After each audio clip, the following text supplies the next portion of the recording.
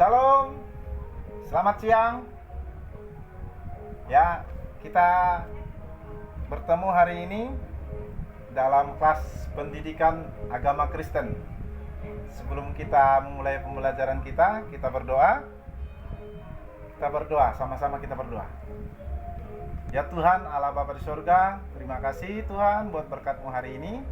Kami diberkati luar biasa. Sebentar Tuhan, kami mau melakukan pembelajaran kami dalam pendidikan agama Kristen Tuhan. Biarlah Tuhan berkati proses belajar kami, baik siswa kami Tuhan, anak didik kami maupun hamba-Mu yang menjadi pengajar.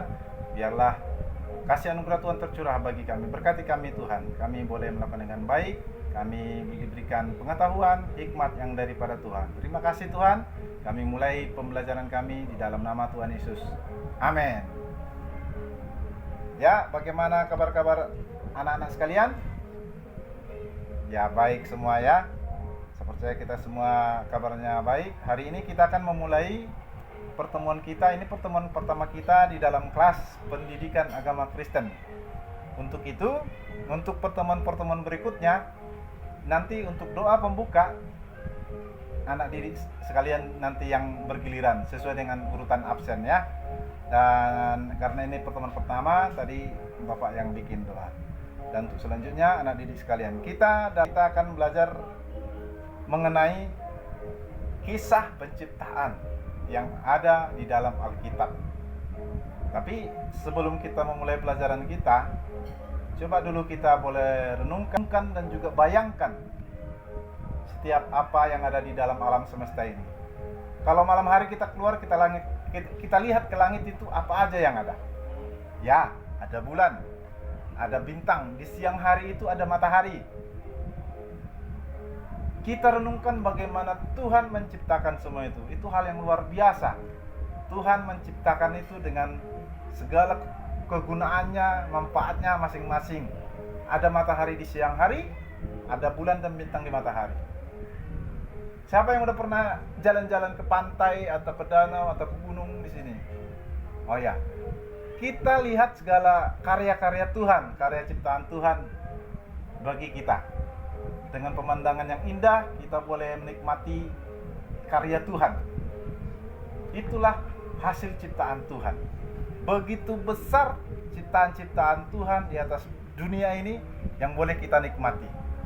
Ya, untuk itu sebagai kita ciptaan Tuhan, diberikan karya-karya yang luar biasa dalam ciptaannya. Sebagai kita anak-anak atau yang percaya kepada Tuhan, kita bertanggung jawab untuk semua ciptaan Tuhan itu. Dengan apa? Kita merawat, kita menjaga kelestarian, menjaga kebersihan lingkungan. Seperti saat-saat ini kita perhatikan ya, berapa minggu ini hujan terus, kita dengar kabar di berita banjir di mana-mana.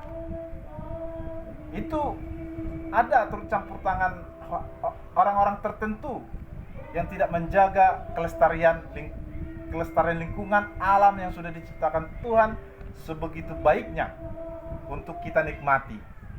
Hutan kan kita nikmati karena hutan menyediakan oksigen buat kita. Untuk itu kita bertanggung jawab sebagai umat ciptaan Tuhan, kita menjaga kelestarian dunia atau melestarikan lingkungan alam yang Tuhan ciptakan buat kita. Jadi kita belajar di sini mengenai bagaimana kisah penciptaan Tuhan atas alam semesta ini. Yang pertama, proses penciptaan alam semesta di dalam Kejadian 1. Dalam Kejadian 1, penciptaan alam semesta terjadi dalam 6 hari. Setiap hari Allah menciptakan sesuatu yang baru, dan pada akhir setiap hari Allah melihat bahwa ciptaannya itu baik. Berikut adalah urutan penciptaannya ya. Kita belajar mengenai urutan penciptaan Allah akan alam semesta ini. Hari pertama Tuhan menciptakan apa? Terang dan gelap. Hari pertama Tuhan menciptakan terang dan gelap. Allah menciptakan terang dan memisahkannya dari gelap. Terang dipisahkan jadi gelap. Jadi dinamakan terang ini sebagai siang dan malam ini sebagai malam. Di mana pada malam hari ada benda-benda penerang yang menerangi, yaitu bulan dan bintang. Untuk siang hari ada matahari. Dan setelah dipisahkan terang dengan gelap, maka ada pergantian terang dan gelap, dinamakan sebagai perputaran waktu sehari. Kalau sehari gelap, sehari terang, itu namanya satu hari. Dan terang disebut siang dan gelap disebut malam. Bisa kita baca di dalam Kejadian 1 ayat 3 sampai 5. Nanti bisa dibaca di rumah anak-anak ya. Dan pada hari kedua,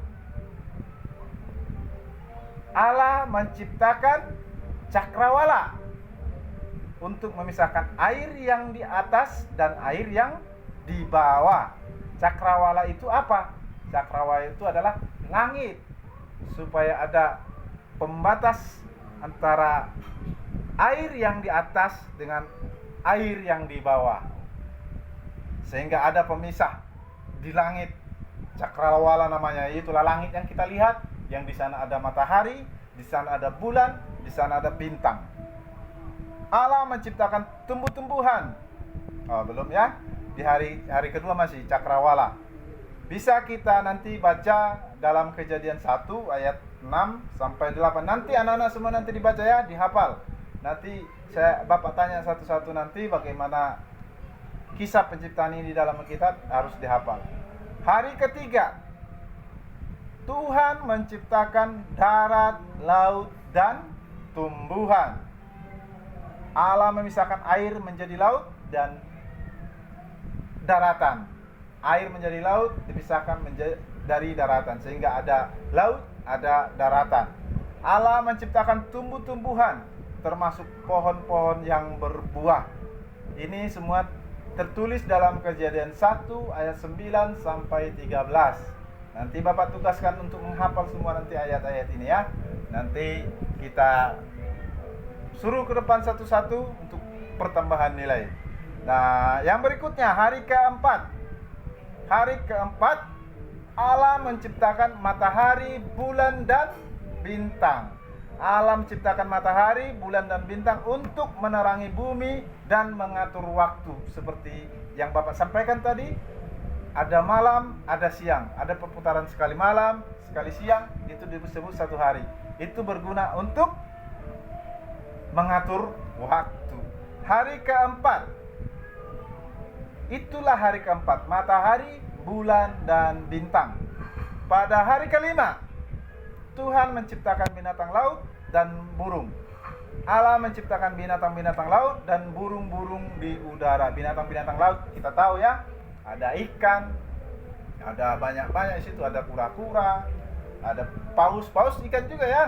Ya, paus, ada hiu, banyak bermacam, semua binatang-binatang yang ada di laut Tuhan ciptakan pada hari kelima. Demikian juga dengan burung-burung di udara. Sebegitu banyaknya jenis-jenis burung. Bisa kita hitung jumlah burung, tidak kan? Itulah karya Tuhan. Banyak jenis-jenisnya. Ada yang mulai dari terkecil sampai yang terbesar. Tuhan ciptakan pada hari kelima. Pada hari keenam, Tuhan menciptakan binatang darat dan manusia. Allah menciptakan binatang darat termasuk hewan ternak, binatang liar, dan segala jenis binatang melata. Allah menciptakan binatang darat. Binatang darat ada banyak ya, ada kerbau, ada binatang buas, itu semua yang hidup di darat. Semua binatang yang hidup di darat Tuhan ciptakan pada hari ke-6. Ada ternak seperti sapi, kambing, kerbau, dan lain sebagainya. Binatang liar yang di hutan, binatang buas, ada harimau, ada singa, ada serigala, dan lain sebagainya. Dan segala jenis binatang melata.